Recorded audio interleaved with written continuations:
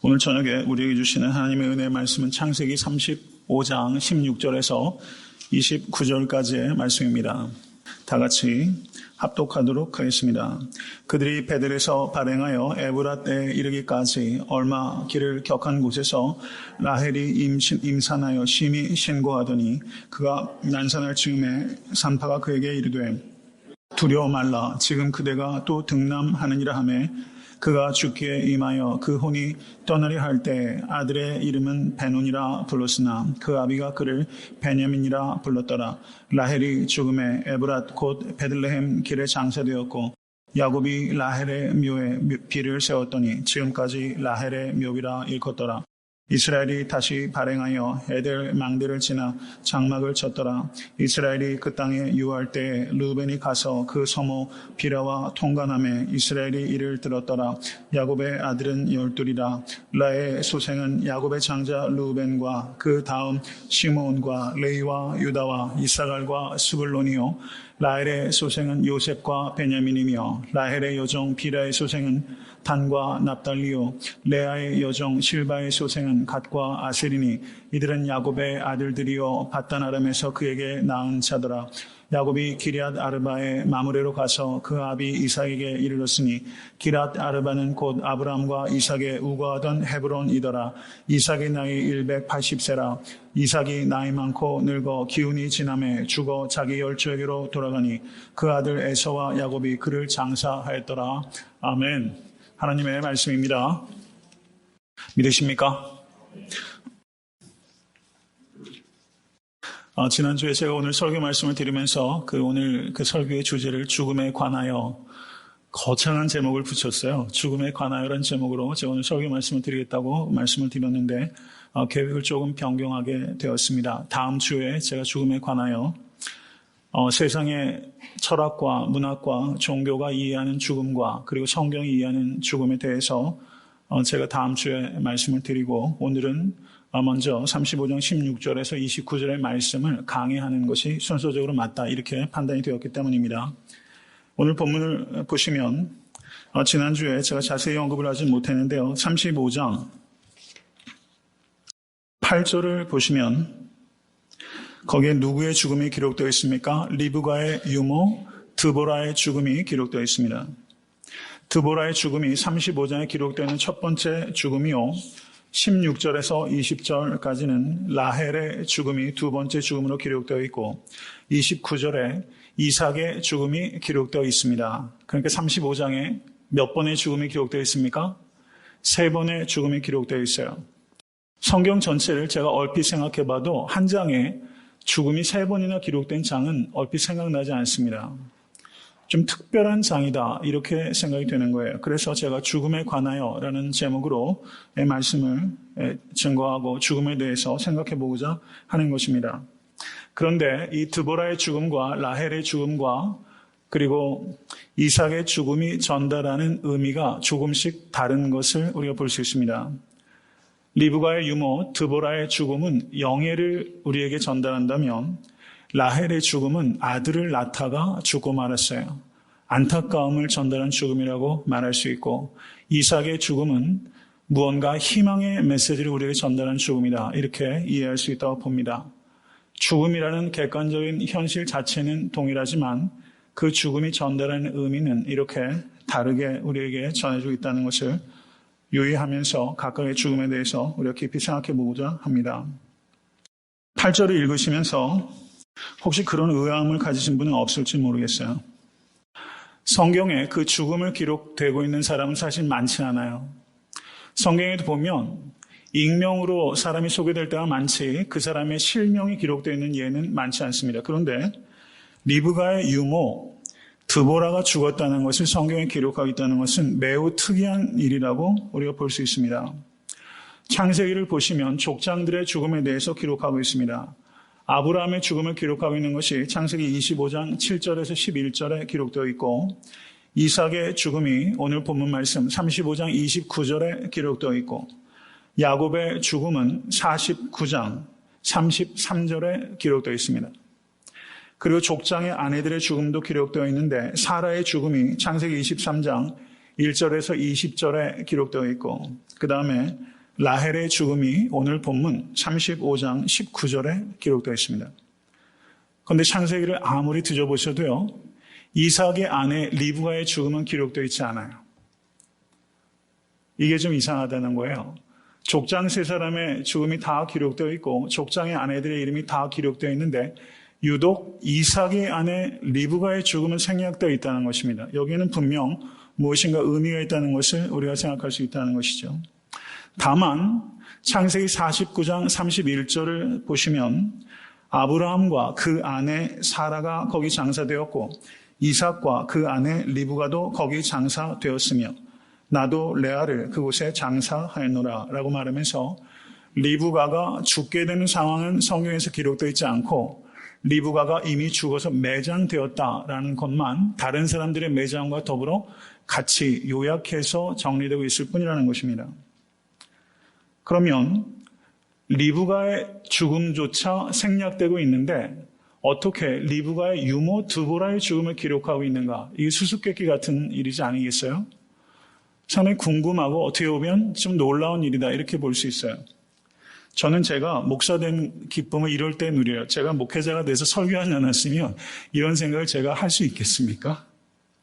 설교를 하다 보니까 본문을 유심히 살펴보다 보니까 분명히 이상하다 이런 생각이 드는 것이죠.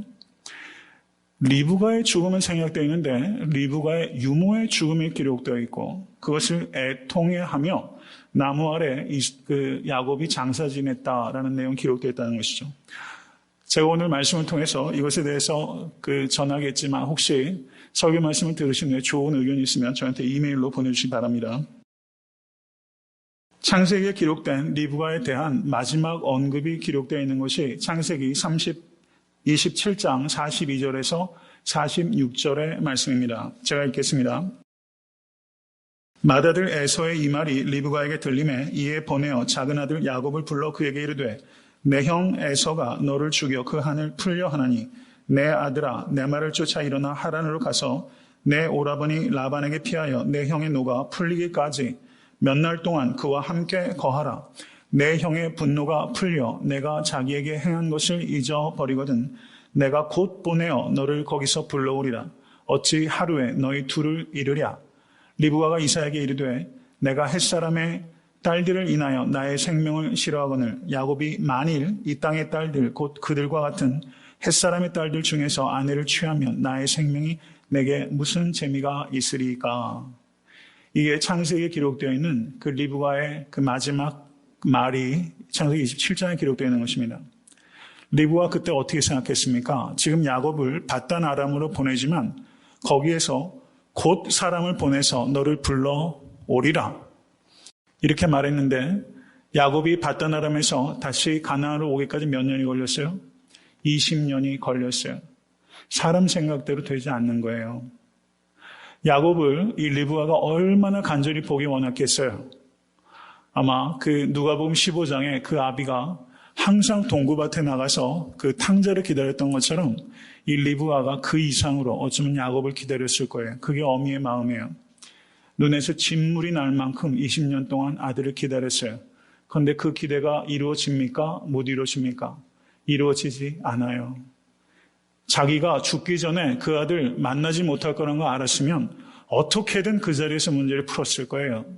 근데 사람이 앞을 몰라요. 이 이별이 마지막 이별이 될 거라는 것을 리브가는 상상도 못했어요. 여러분 자기 꾀를 의지하면 여러분 상상도 못한 일을 경험하게 되는 거예요. 매 순간 하나님만 의지하시는 여러분과 제가 될 수 있게 간절히 바랍니다. 야곱이 고향에 돌아왔을 때 야곱 역시 그 어머니 리브가에 대한 그리움이 사무쳤을 겁니다. 그렇죠? 오자마자 아마 리브가를 굉장히 찾았을 거예요. 그런데 리브가가 이미 이 땅에 있지 않아요. 다만 누가 있습니까? 리브가의 유모 드보라가 있어요. 자기가 어렸을 때 자기를 키워줬던 드보라가 있어요.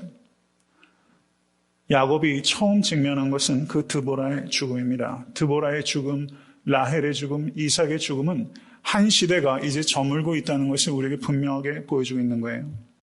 이 드보라를 야곱은 매우 정중하고 그리고 예의를 갖춰서 장사를 지냅니다. 베델나무 상수리 나무 밑에 장사하고 그 나무 이름을 알론 바굿이라고 이름을 붙였는데 알론 바굿이라는 이 이름의 뜻은 애곡의 나무라는 뜻이에요. 자기 어머니가 아니라 자기 어머니의 유모가 죽었는데 이 야곱은 크게 슬퍼하면서 그 나무를 애곡의 나무라고 하면서 그 깊은 아픔을 표현하고 있다는 사실입니다. 저는 이 야곱이 리브가가 이미 죽었다는 그 아픔이 이 드보라의 죽음에 더해져서 마치 어머니의 죽음처럼 이 야곱이 그 드보라의 죽음을 아파하고 있는 것이다. 이렇게 보여집니다. 그러면 다시 제가 던졌던 질문으로 돌아가서 왜 성경은 리브가의 죽음에 대해서 왜 예외적으로 기록을 생략하고 있는가? 그것은 남편 이삭을 기만한 행위가 그의 죽음을 생략할 만큼 심각한 죄이기 때문이라고 여겨집니다. 많은 성경학자들이 그렇게 이해를 해요. 하나님의 뜻이 거기에 야곱에게 있다고 할지라도 그것을 하나님의 방법이 아닌 인간의 방법을 동원해서 남편을 속이고 기만하는 행위는 그의 죽음이 창세기에 기록되는 것이 생략될 만큼 하나님 보시기에 심각한 죄다. 이렇게 이해할 수 있다고 보여집니다. 한번 깊이 한번 생각해 보세요. 뼈아픈 대가를 치른다는 것입니다. 여기서 성경 자체는 말하고 있지 않지만 저는 그 리브가의 죽음이 생략된 이유가 리브가의 죄가 그만큼 심각한 것이었기 때문에 라는 것을 하나의 의미로 생각한다면 저는 또 하나를 좀 생각해 보고 싶어요. 그렇다 할지라도 유모의 이름이 성경에 기록되어 있는 것은 매우 특별한 일이라고 할 수 있습니다. 창세기 24장 59절을 보시면 거기에 이런 내용이 있습니다. 한번 살펴보시죠. 24장 59절.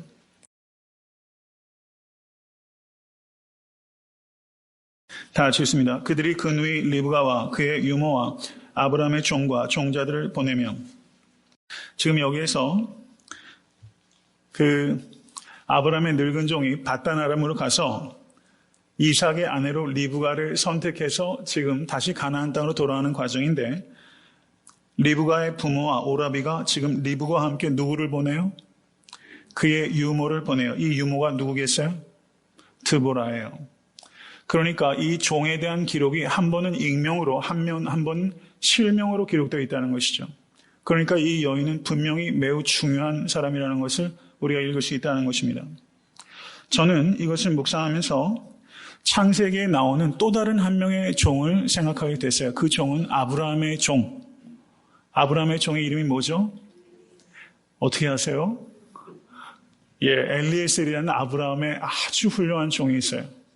저는 창세기에서 발견한 보석 같은 사람이 엘리에셀이라고 생각해요. 엘리에셀에 대한 기록이 처음 나오는 것이 창세기 15장입니다.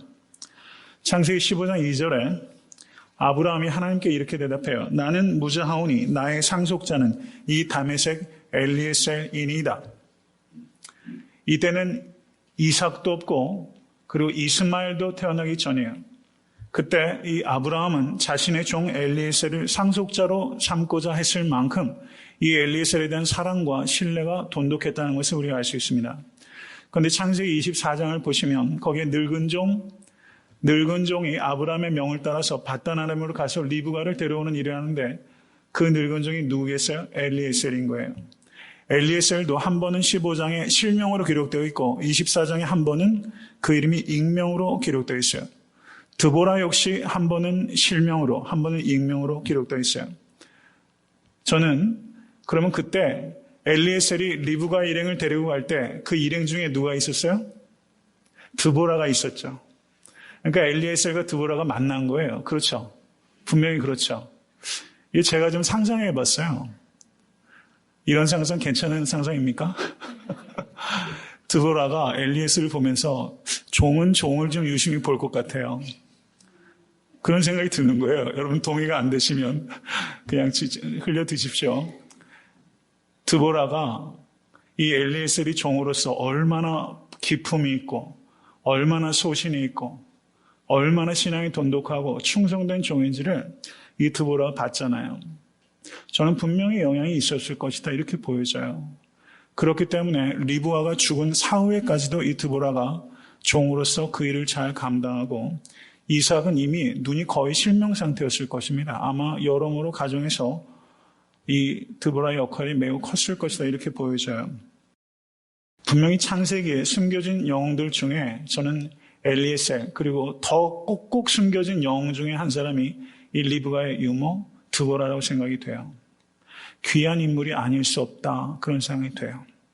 정말 꼭꼭 숨어 있어서 발견이 잘 안 되는 보석 같은 영웅들이 이 바로 엘리에셀이요 이 드보라라 이렇게 보여집니다.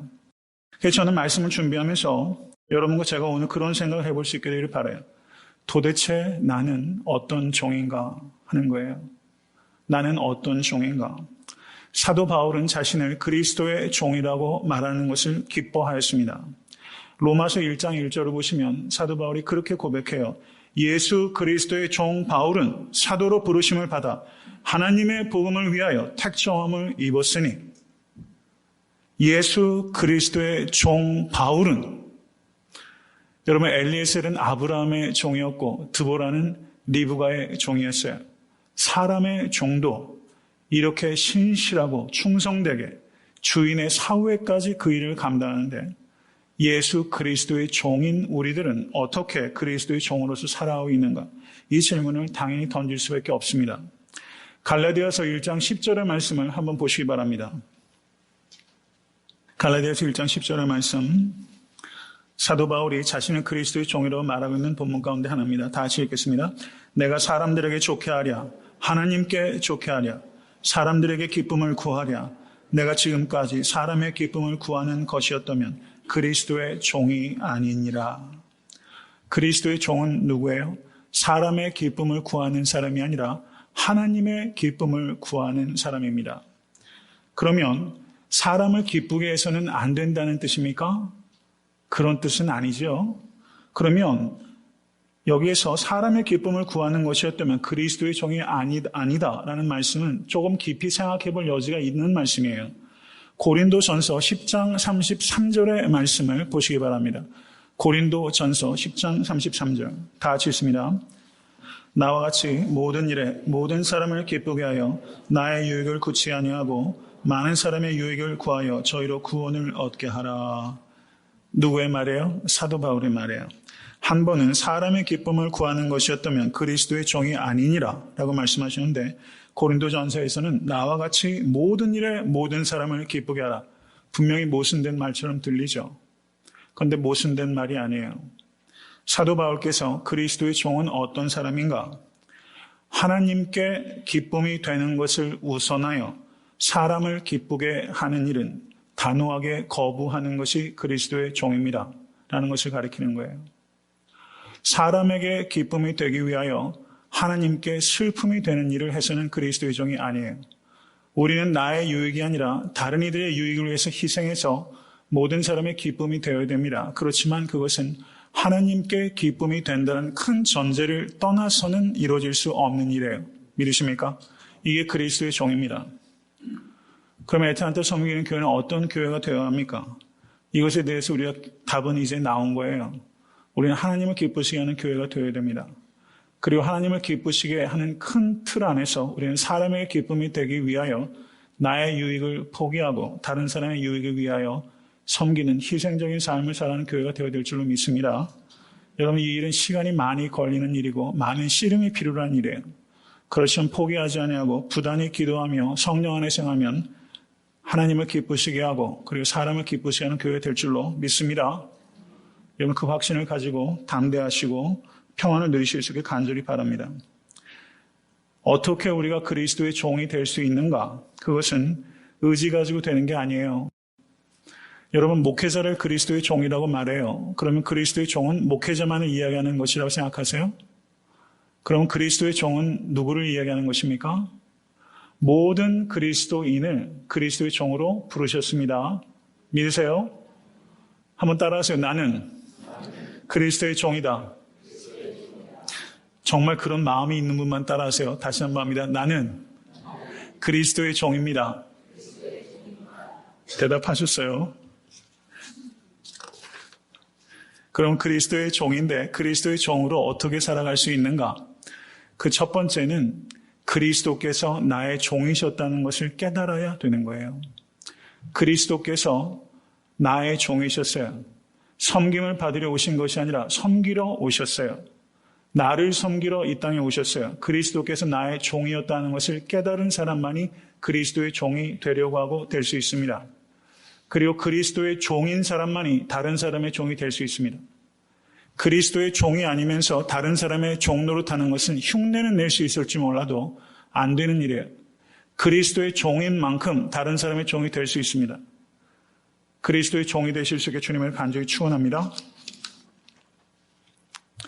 그리고 그 뒤에 이어지는 내용은 9절부터 13절까지는 하나님께서 야곱에게 다시 한번 약속을 확인해 주시고 확장해 주시는 부분입니다. 11절에서 12절의 말씀을 보시기 바랍니다. 다 같이 읽겠습니다. 그에게 이르시되 나는 전능한 하나님이니라. 생육하고 번성하라. 국민과 많은 국민이 내게서 나고 왕들이 내 허리에서 나오리라. 내가 아브라함과 이삭에게 준 땅을 내게 주고 내가 내 후손에게도 그 땅을 주리라. 아멘. 이게 하나님의 약속이에요.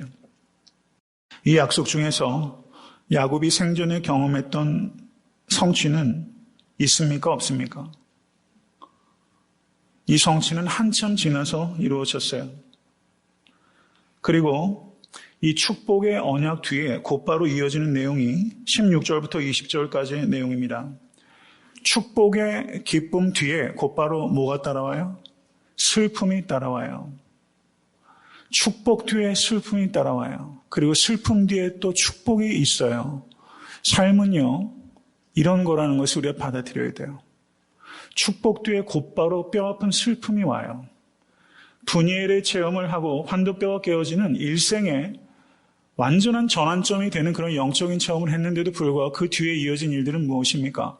세겜에 머무는 일이었고 세겜에서 자신의 외동딸이 강간을 당하는 일이었고 그리고 아들들이 아버지의 통제를 벗어나서 살육하고 약탈하는 일이었고 그 다음에 이제 베델로 올라와 보니까 거기에서 드보라의 죽음이 있었고 그리고 라헬의 죽음이 있고 그리고 아비의 죽음이 있어요. 분이엘의 체험을 하면 인생의 문제가 완전히 없어져 버리는 것이 아니라 어떤 의미에서 야곱의 인생에서 가장 격심한 스트레스가 집중적으로 벌어진 시기가 바로 이 시기다. 이렇게 볼 수도 있을 만큼 이 야곱은 엄청난 영적인, 정신적인, 육체적인 스트레스를 지금 받고 있다는 것을 우리가 볼 수 있어요. 이러한 문맥은 우리에게 분명하게 가르쳐주는 게 있어요. 우리가 예수 그리스도를 믿고 영적인 체험을 한다는 것은 모든 삶의 문제로부터 우리가 면제된다는 뜻은 결코 아니라는 거예요. 모든 삶의 문제로부터 우리가 승리할 수 있다는 것을 우리에게 가르쳐 주시는 것입니다. 그것도 나의 신실함 때문이 아니라 여호와 하나님의 신실함 때문에 하나님께서 나를 보호하신다는 거예요. 믿으세요?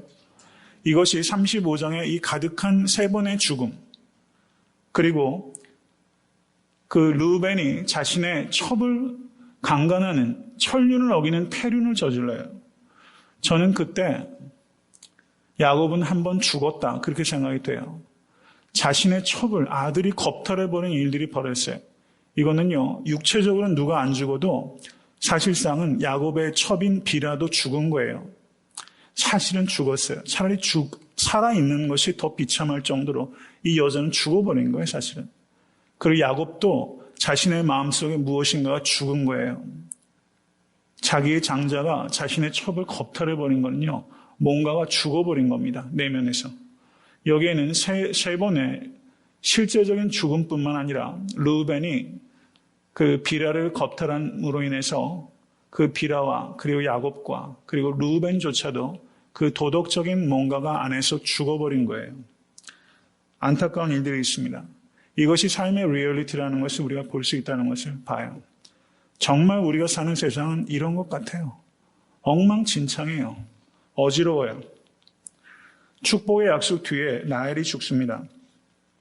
예전에는 자식을 낳았다가 죽는 일들이 사실상 요즘은 거의 없지만 옛날에는 어떻게 보면 흔한 일 가운데 하나였고 우리 할머니 때 이전에 보면은 아이를 낳을 때 들어가시게 되면 거기에다 이렇게 고무신을 가지런히 놓고 들어가신다 이런 말씀 하시잖아요.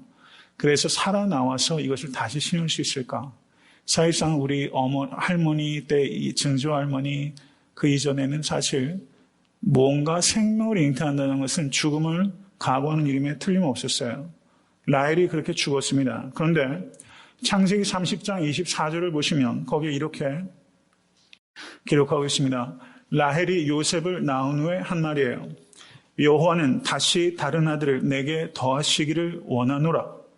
이렇게 라헬이 기도했었어요. 그 기도가 성취됐습니까? 안 됐습니까? 성취되었어요. 그 기도대로 아들 한 명을 더 낳았어요. 그런데 그 아들을 낳으면서 죽을지 알았어요? 몰랐어요? 죽을지 몰랐어요. 죽을지 몰랐어요.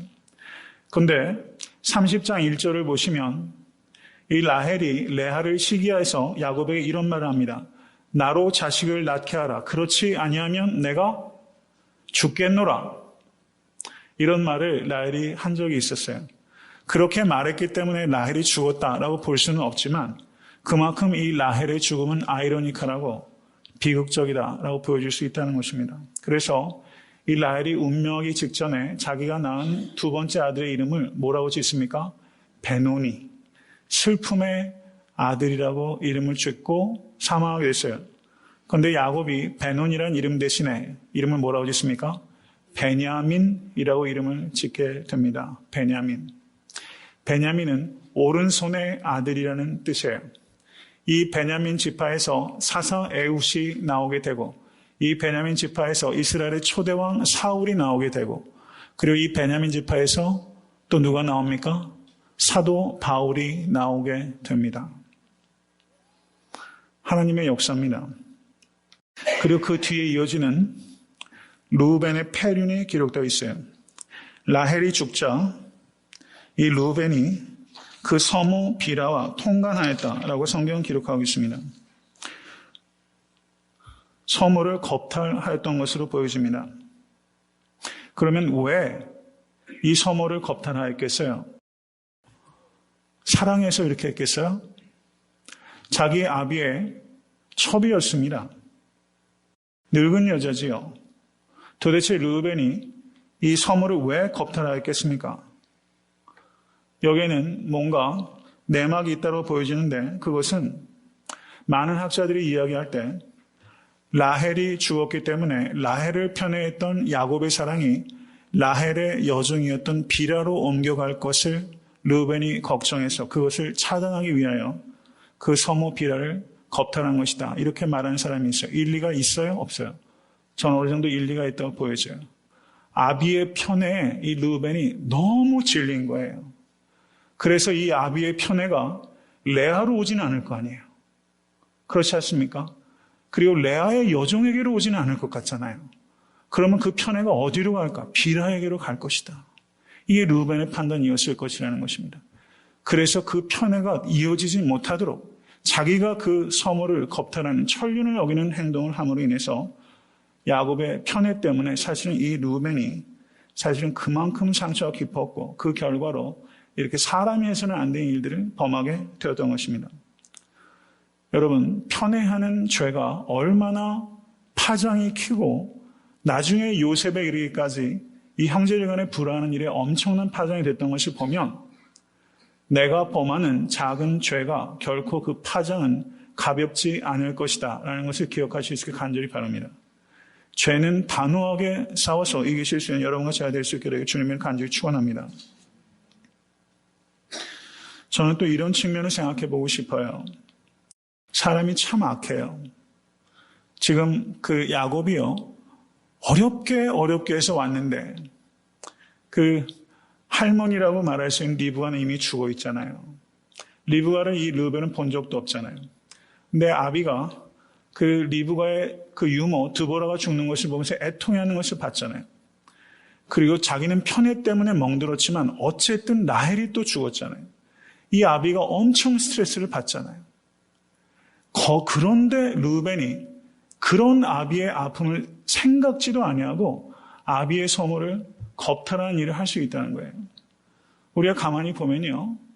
이렇게 영적으로나 육체적으로나 심리적으로 많이 고통 가운데 있는 형제 자매들의 아픔을 우리가 너무 무감각하고 거기에다가 서모 비라를 통과하는 것 같이 거기에다 아픔을 더할 때가 혹시나 있지는 않은지 우리 자신을 되돌아볼 수 있게 간절히 바랍니다. 다른 사람의 아픔을 우리가 너무 무감각하면 우리가 성호 비라를 통관하는 것과 같은 그런 악을 더할 수 있다는 것을 경계하실 수 있게 간절히 바랍니다. 그럼 여기에서 또 우리는 중요한 질문을 하게 됩니다. 35장 22절을 한번 보세요. 르우벤이 가서 그 성호 비라와 통관하며 이스라엘이 이를 들었더라. 이게 다예요. 이스라엘이 이를 들었더라. 이 말은 이 들은 것 가지고 나중에 뭔가 문제가 발생할 것이라는 것을 암시하는 복선이라고 볼 수 있죠. 그러면 상식적으로 한번 생각해 보십시오. 아들 녀석이 자기의 첩을 겁탈했어요. 그러면 보통 대개의 경우 아버지는 그 문제를 어떻게 다루겠어요? 불러다가 치도혼을 냈잖아요. 호적에서 파잖아요. 그런데 여기에서 이 야곱은 일체 아는 채조차 하지 않고 있다는 것입니다. 그러면 이 야곱의 행위는 왜 이렇게 침묵으로 일관하고 있는가? 이 질문을 우리가 던질 수 있겠죠. 왜 그렇다고 보십니까? 창세기 34장을 보시면 디나가 겁탈을 당했을 때 그때 야곱이 잠잠했어요. 그때도 침묵했어요. 그때 디나가 겁탈을 당했을 때 야곱이 침묵한 것 때문에 야곱의 자식들이 굉장히 분노했죠. 그때 야곱의 침묵은 야곱의 무감각 때문입니다. 자기가 사랑하지 않는 레아의 딸이었기 때문에 그 딸의 겁탈에 대해서 야곱이 크게 아파하지 않았어요. 무감각 때문이었어요. 그러면 여기에서 야곱이 자신의 첫 비라가 겁탈을 당했는데 여기에서 또 침묵하는 것은 비라 따위는 겁탈을 당하나 마나 나 상관없어. 이런 무감각 때문에 침묵했을 것이다. 이렇게 볼 수 있는 게 하나의 옵션이라고 할 수 있고, 두 번째는 이미 야곱이 자신의 자식들을 통제할 수 없게 된 거예요. 그러면 이거는 무감각 때문이 아니라 무기력 때문이라고 볼 수 있죠. 여러분, 무감각 때문이라고 보세요? 아니면 무기력 때문이라고 보세요? 무감각 때문이다 한번 생각하시면 한번 손 한번 들어보세요. 무기력 때문이다. 네, 알겠습니다. 안 드신 분은 예배 끝나고 남아 계세요. 제가 계속 한번 물어보겠어요. 왜 이렇게 무감각하세요? 아마 무기력 때문일 것이다. 그런 쪽이 훨씬 공감되어야 되는 이해라고 보여져요. 왜 그러냐면 시므온과 레위가 그 세겜 사람들을 다 죽였죠. 아버지에게 상의했습니까? 안 했습니까? 상의 안 했어요. 그리고 그 결과가 야곱 일족에게 여파가 미쳤어요. 그러면 어때요? 그때도 이미 시므온과 레위가 야곱이 통제하는 수준을 넘어가고 있는 거예요. 넘어가고 있어요.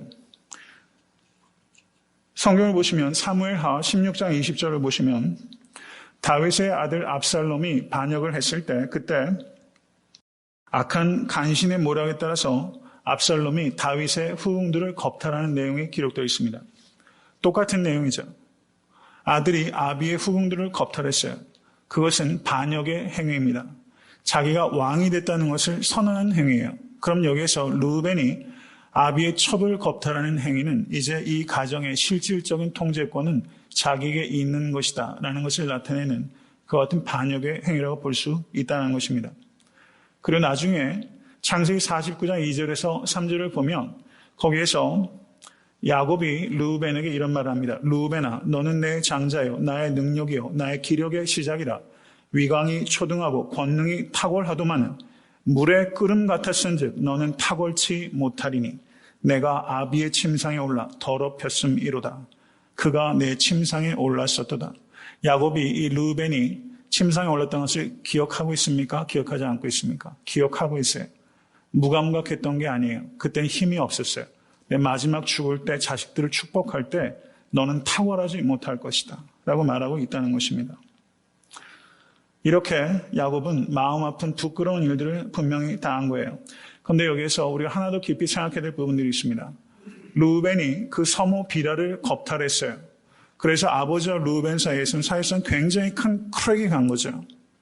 그런데 우리가 또 생각해야 될 이면이 있어요. 겁탈당한 비라의 아들들이 있습니다. 비라의 아들들이 누굽니까? 단과 납달리예요. 자신의 이복형이 자신의 어미를 겁탈한 거예요. 그러면 여러분 단과 납달리는 르우벤은 어떻게 생각했어요? 이를 갈았겠죠. 그러니까 이 르우벤의 행위는 단지 야곱과 르우벤이라는 아들과 아버지의 문제가 아니라 자식들 사이에서도 심각한 갈등 국면이 시작됐다는 것을 우리가 볼 수 있다는 것입니다. 그리고 그 이후에 이어진 내용이 22절부터 26절의 내용을 한번 보세요. 여기의 내용을 보시면 23절부터 봅니다. 레아의 소생은 야곱의 장자 르우벤과 그 다음 시몬과 레이와 유다와 이스라엘과 스불론이요. 라헬의 소생은 요셉과 베냐민이며 라헬의 여종 비라의 소생은 단과 납달리요. 레아의 여종 실바의 소생은 갓과 아셀이니. 이 내용은 이미 창세기 앞에 다 나왔던 내용이에요. 그렇죠? 그런데 여기에서 이 내용을 다시 반복하고 있어요. 이게 묘한 것 아닙니까? 이미 나온 것을 또 반복하고 있어요. 그런데 여기서 아들들의 이름들을 기록할 때 아들들을 낳은 그 순서대로 기록하고 있는 것이 아니라 어떻게 기록하고 있어요? 각각 어미의 자식들로 이렇게 기록하고 있어요. 그럼 이것이 나타내는 바는 뭐겠어요? 르우벤이 서모 비라를 통과한 일이 각각의 어미들이 낳은 자식들 간에 심각한 갈등을 야기시킨 것이다 라는 것을 간접적으로 우리에게 나타내고 있다는 것입니다. 이렇게 가족들 관계가 엉망진창이 된 거예요. 정말 상처뿐인 영광이라 볼 수 있을 만큼 사람은 이런 것 같아요. 참 악해요. 어지러워요. 어떤 일을 하는지도 모르고 그 결과가 무엇이 될지도 몰라요. 암울한 이야기가 여기 기록되어 있다. 이렇게 볼 수 있습니다. 말씀이 맺습니다. 그 뒤에 이어지는 내용을 보세요. 야곱이 기럇 아르바의 마므레로 가서 그 아비 이삭에게 이르렀으니 기럇 아르바는 곧 아브람과 이삭의 우거하던 헤브론이더라. 이삭의 나이 180세라. 이삭이 나이 많고 늙어 기운이 지나매 죽어 자기 열조에로 돌아가니 그 아들 에서와 야곱이 그를 장사하였더라. 이렇게 기록하고 있습니다. 제가 아까 말씀을 드릴 때 드보라의 죽음은 영예로운 종의 죽음이라고 말씀을 드렸고 라헬의 죽음은 애통한 죽음이라고 말씀을 드렸고 그리고 이삭의 죽음은 희망적인 메시지를 전달하는 죽음이라고 말씀을 드렸어요. 그럼 이삭의 죽음이 전달하는 희망의 메시지는 무엇인가? 이삭이 매장이 됐어요. 어디에 매장됐습니까? 마므레 막벨라굴에 매장이 됐어요. 그 땅은 이스라엘 백성이 나중에 가나안 영토를 그들이 하나님께 주신 영토로 갖게 될 것이라는 미래적인 사건, 여호수아를 통하여 가나안 정복을 통하여 그 온 지경이 이스라엘 백성의 땅이 될 것이라는 것을 상징적으로 보여주는 희망의 메시지입니다. 또 하나는 이삭이 죽었을 때 누가 거기에 있었습니까? 누가 장사 지냈어요? 에서와 야곱이 장사 지냈어요. 에서와 야곱은 형제간에 심각한 컨플릭이 있었던 형제들이에요. 그런데 앞에 지금 르우벤의 잘못으로 인해서 그 이전에도 형제들 간의 갈등이 있었지만 그 어미에 따라서 자식들이 있으면서 이 형제들의 갈등 국면이 증폭되고 있다는 것을 보여주고 있죠. 지금 당장은 해결이 안 돼요. 그런데 어떻습니까? 에서와 야곱도 다시는 돌이키지 못할 것 같았는데 하나님께서 간섭해 주시니까 에서와 야곱이 화해했고 그 아버지의 죽음 앞에 그들이 같이 장사를 지내지 않았습니까? 이 비슷한 장면이 뭐예요? 아브라함이 죽었을 때 아브라함의 아들 이삭과 누가요? 이스마엘이 같이 장사 지냈죠. 그런 장면이 여기 있는 것을 우리가 보게 됩니다. 그래서 지금은 이 형제들이 무슨 일을 하는지도 모르고 그리고 그 갈등이 다시는 해결되지 않을 것 같이 보이지만 언젠가는 에서와 야곱이 화해했던 것처럼 이 민족이 이스라엘의 12민족을 이루어 한 나라를 이루게 될 것이다. 라는 희망의 메시지가 이 이삭의 죽음을 통해서 우리에게 전달되고 있다는 것입니다. 말씀을 맺습니다. 여러분 성도와 성도 간에도 우리의 연약함 때문에 그리고 우리의 어리석음 때문에 관계들이 틀어지고 어그러지는 일들을 안타깝게도 우리는 경험하고 있고 또 그리고 앞으로도 경험하게 될 거예요. 잘해보려고 하는데도 쓰라린 일들을 우리가 경험을 하게 됩니다. 그 일을 통해서 우리는 서로 성숙해지는 계기로 삼을 수 있게 될 간절히 바라요.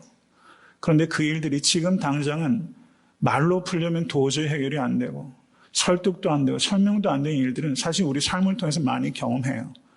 그런데 말이죠. 언젠가는 에서와 야곱처럼 우리가 하나님 아버지 앞에 같이 모이게 될 수도 있다는 것을 우리가 기억하실 수 있게 간절히 바라요. 시간이 필요한 부분이 있고 우리가 다 성숙해질 부분이 있다는 것을 우리가 기억하세요. 그래서 어려운 관계들이 있을 때도 너무 극단적이지 않기 위해서 여러분 노력하시는 게 필요하다고 생각해요. 너무 극단적이면 나중에 다시 화해하는데 그 내용이 때문이 아니라 그 내용으로 말미암은 어지러운 말들 때문에 화해하기 어려워질 수가 있어요. 여러분, 우리는 다 죄인입니다. 믿으세요? 우리는 다 죄인이에요. 용서하지 않고 용납하지 않아도 되는 존재 한 사람도 없어요. 저도 예외가 아니에요. 아무리 조심해도 여러분 해서는 안 된 말, 여러분 그리고 또 잘 해야 되는 말들 실수가 많아요. 저 역시 매 순간 그런 걸 참 많이 경험해요. 여러분, 하나님께서 일하시고 계십니다. 믿으세요? 하나님께서 일하시고 계세요. 오늘 35장에 이 나타나는 이 다양한 컬러의 죽음들과 이 어지러운 인간상들을 보면서 하나님의 faithfulness, 우리가 의지할 곳은 인간이 정말 아니라는 것을 다시 한번 깨달아요. 하나님께서 시작하신 일을 하나님께서 마무리하고 계십니다. 믿으십니까? 이것을 믿으시고 위로와 또 소망을 새롭게 하시는 사랑하는 모든 성도 되실 수 있게 되기를 주님으로 간절히 축원합니다.